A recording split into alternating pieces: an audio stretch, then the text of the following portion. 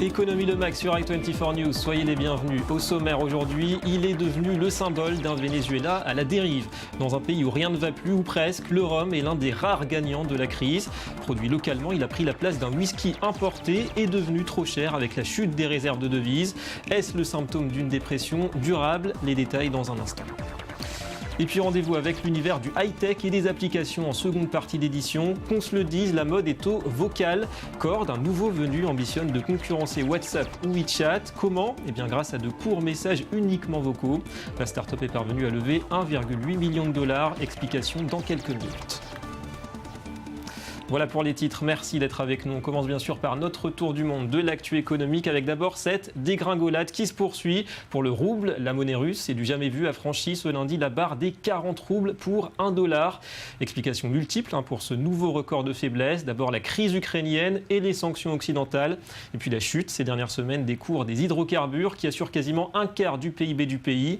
En parallèle, le dollar, lui, se renforce et cet affaissement du rouble s'accompagne d'une envolée des prix en Russie, aggravée aussi bien sûr par les embargos de Moscou contre les aliments européens. Sachez aussi qu'un euro valait ce matin également plus de 50 roubles.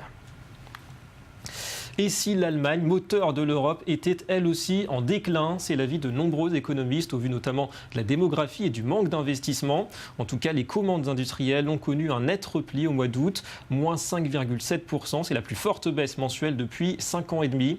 Écoutez l'avis de cet analyste qui revient aussi sur les critiques de Berlin quant aux récentes décisions de la BCE pour relancer le crédit dans la zone euro. La situation économique reste très difficile, y compris en Allemagne, au regard des commandes industrielles. Ce n'est pas très bon. Dans l'ensemble de la zone euro, il y a des freins énormes, car les économies se portent mal. Ces crises ont aussi un effet négatif sur l'indice DAX. N'importe qui peut critiquer la BCE, mais quelle est l'alternative? Si vous avez des politiciens dans la zone euro, qui pour la plupart n'ont aucun intérêt à mener des réformes parce qu'ils pensent qu'ils ne seront pas réélus, la BCE est forcé de prendre les choses en main. Mario Draghi est obligé de prendre ces mesures.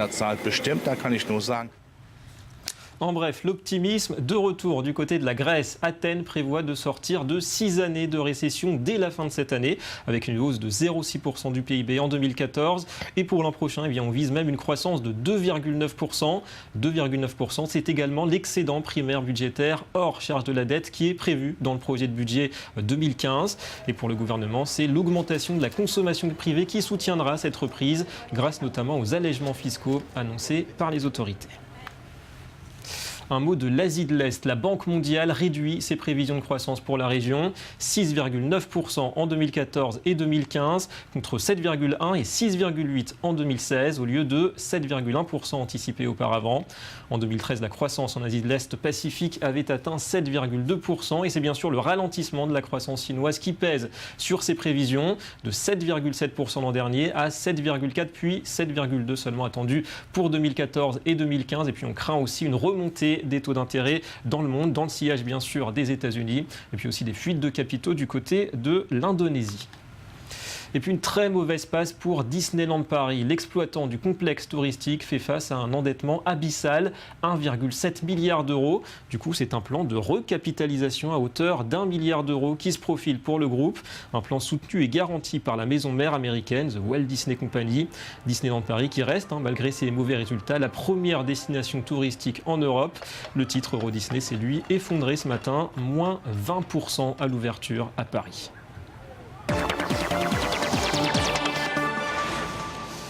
Et direction le Venezuela pour notre premier dossier. On l'a souvent évoqué, ce pays qui vit grâce à sa rente pétrolière fait face à des pénuries chroniques de biens de première nécessité.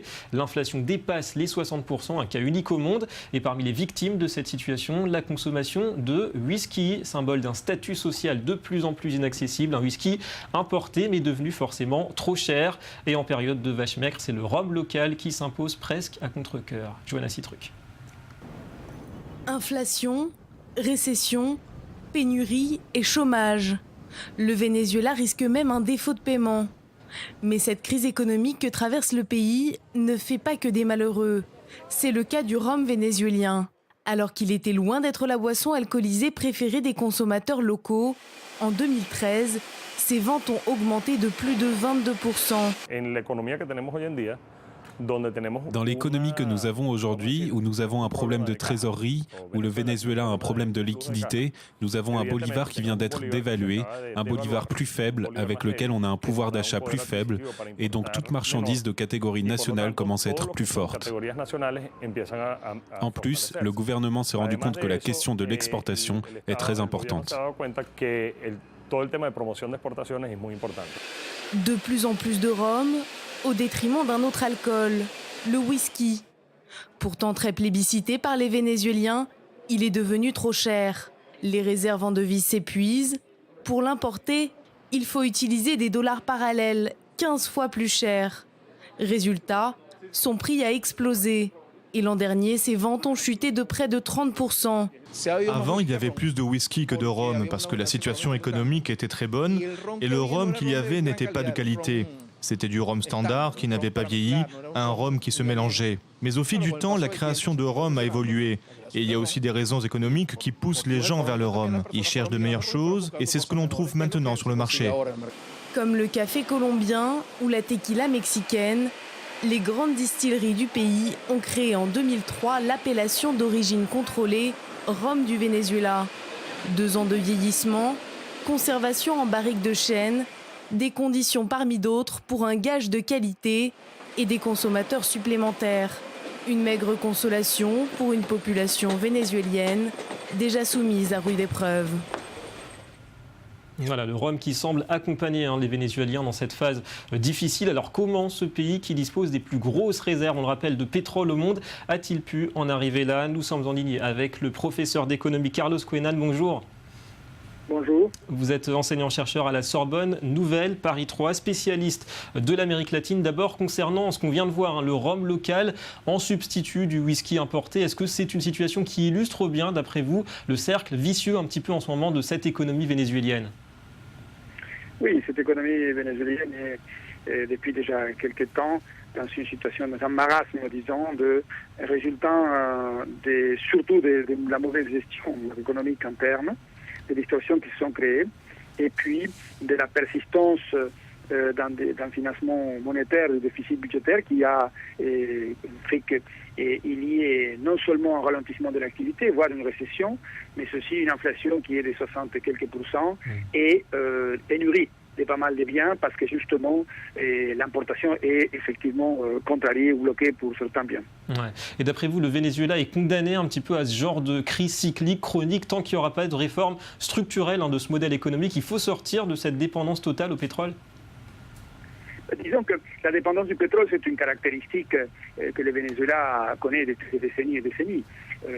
La situation actuelle est plutôt liée au fait que cette dépendance continuant, des distorsions se sont accumulées et notamment, disons, pour commencer à avancer dans une phase de reprise et de rétablissement des équilibres, il faudrait aller vers une certaine unification du marché d'échange, qui impliquerait, disons, une évaluation importante initialement, mais qui pourrait permettre de ces distorsions.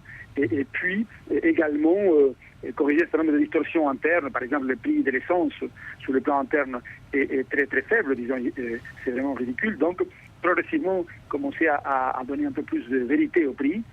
Bien sûr, avec la capacité que peut avoir l'État vénézuélien aussi de corriger les impacts ou les effets négatifs que ça peut avoir sur le plan social. Mais il faut s'attaquer à ces distorsions-là. Certains membres du gouvernement avaient mentionné cette possibilité, mais il semblerait qu'ils ont été écartés ces derniers temps. Alors on a compris, inflation, récession, chute des devises et puis une monnaie, vous l'avez dit, le bolivar qui reste faible. Est-ce que la menace d'un défaut de paiement du pays est réelle, comme l'affirment d'ailleurs certaines agences de notation, d'après vous? À très court terme, je pense que non, qu'ils ont des ressources. Et d'ailleurs, les échéances qui vont tomber ce mois-ci, une maintenant, une autre le 28 octobre, devraient être, disons, honorées. Mais il est clair que il faut introduire des corrections, corriger ce déséquilibre que je viens d'évoquer, parce que le Venezuela a des échéances importantes dans les années à venir, autour de 10 milliards de dollars par an des échéances de dette extérieure, et il faudrait justement refinancer ces échéances-là et surtout créer de meilleures conditions sur le plan économique interne et en limitant un certain nombre de subventions qui effectivement pèsent sur le budget et qui va être, disons, très très exigé dans les années à venir par ces échéances en matière de dette extérieure. Merci. Donc revoir les politiques appliquées ces dernières années. Merci beaucoup Carlos Cuenan pour toutes ces explications. Et on s'intéresse maintenant à cette nouvelle application, une de plus, qui entend trouver sa place parmi les services de messagerie les plus populaires comme WhatsApp, WeChat. Plus besoin de clavier, Cord, c'est son nom, s'appuie exclusivement sur la voix, de courts messages vocaux pour gagner en rapidité. C'est le pari de 2 anciens employés de Google, dont un Français. Ils sont convaincus du potentiel de leur trouvaille et ils sont parvenus à lever d'ailleurs près de 2 millions de dollars. Joanna Citruc. Pas de texte, ni de chiffres. Simplement les visages de ses contacts sur lesquels il suffit de cliquer pour leur parler. Cette nouvelle application de messagerie instantanée s'appelle Cord. Elle permet de gagner du temps en envoyant des messages vocaux à une ou plusieurs personnes à la fois. Jeffrey, hope you're having a great day. I love you. We call that one-tap chat. On appelle ça le chat à un clic. C'est un peu l'idée que tu peux tout faire avec un seul clic. En cliquant sur le visage de quelqu'un pour lui parler ou en restant appuyé dessus pour répondre à cette personne. À l'origine de cette application Made in New York, 2 anciens employés de Google. Le français Thomas Guénaud, expert en marketing Internet, et Jeff Baxter, un designer informatique américain. Et c'est en voyant apparaître des options vocales sur les messageries instantanées déjà existantes, comme WhatsApp ou WeChat, qu'ils ont décidé de créer leur propre application. Une application qui se base uniquement sur la voix. Nous voulons juste construire quelque chose autour de la voix, et de la voix seulement, parce que ça nous aide à produire un outil vraiment propre, très simple, vraiment fait pour la voix. Ne faire de la voix qu'une offre secondaire au sein d'une application de messagerie, ça ne marche pas, parce que ça nécessite des choix de design et d'interface assez drastiques que nous avons fait avec Cord. Et l'idée semble avoir séduit les investisseurs. Parmi eux, quelques gros noms, comme Google Ventures, Ken Lehrer, le cofondateur du Huffington Post, ou encore le français Xavier Niel. Pour se financer, Cord a réussi à lever 1,8 million de dollars. Et avec l'émergence des appareils connectés, les 2 hommes ne veulent pas s'arrêter là. Nous sommes aussi en train de travailler et de penser à cette nouvelle génération d'ordinateurs qui n'auront pas de clavier, des montres ou des lunettes et même votre voiture. On les contrôle avec notre voix et on pense que se parler entre nous à travers ces appareils est très sensé. Disponible depuis septembre sur l'Apple Store, l'application n'a donc pas fini d'évoluer. Pratique et efficace visiblement. Et c'est l'heure du Media Watch. Et on va revenir pour cette revue de presse sur la récente grève chez Air France. 2 semaines de conflit social marquant. Bonjour Joanna Citruc. Bonjour David. Alors une grève qui a fait au moins un gagnant, c'est EasyJet. Effectivement, le malheur des uns fait le bonheur des autres, comme on dit. Pénalisés par la grève des pilotes d'Air France, les voyageurs se sont tournés massivement vers son concurrent EasyJet. Résultat, la compagnie low cost a vu son chiffre d'affaires augmenter de 6,4 millions d'euros et son bénéfice annuel, lui, devrait tourner aux alentours de 740 millions d'euros contre un petit peu plus de 600 millions d'euros l'année dernière. Donc merci Air France, même si EasyJet avait tout de même bien préparé son coup. La compagnie avait mis en place des sièges supplémentaires sur les liaisons les plus touchées par la grève d'Air France, des places qui se sont arrachées à prix d'or. Par exemple, un aller simple Paris-Toulouse pouvait coûter plus de 500 euros. Quand même, alors on va parler de Ben Bernanke, qui, souvenez-vous, c'est l'ancien patron de la Fed jusqu'au début de l'année 2014. Gros problème pour lui, n'a pas réussi à renégocier son prêt immobilier. Effectivement, c'est même un comble pour celui qui a été le banquier des banquiers pendant près de 10 ans. Ben Bernanke voulait donc renégocier son prêt immobilier, mais sa banque a refusé. Pourtant, en tant que président de la Réserve fédérale américaine, il gagnait environ 200 000 $ par an. Depuis février, donc depuis qu'il avait quitté son poste à la tête de la Fed, il faisait beaucoup de conférences. Il fait toujours beaucoup de conférences qui lui rapportent à chaque fois quelques dizaines, quelques centaines, milliers de dollars. Donc c'est vraiment pas un problème d'argent. La raison, c'est que depuis la crise des subprimes, depuis 2007, les les conditions pour obtenir ou pour pouvoir renégocier un prêt immobilier sont devenues très très strictes. Il est donc possible que ce soit à cause du changement de statut de Ben Bernanke ou alors simplement parce que ça demande dépasser le plafond des prêts garantis par l'État. C'est incroyable. Et puis on va s'intéresser à des produits dérivés assez particuliers. Explication. Oui, des tasses, des briquets, des stylos ou encore des porte-clés, en tout des dizaines de produits à l'effigie de la police nationale. Leur objectif française évidemment, leur objectif c'est de se faire connaître de la population parce qu'ils estiment qu'ils ne sont pas assez reconnus.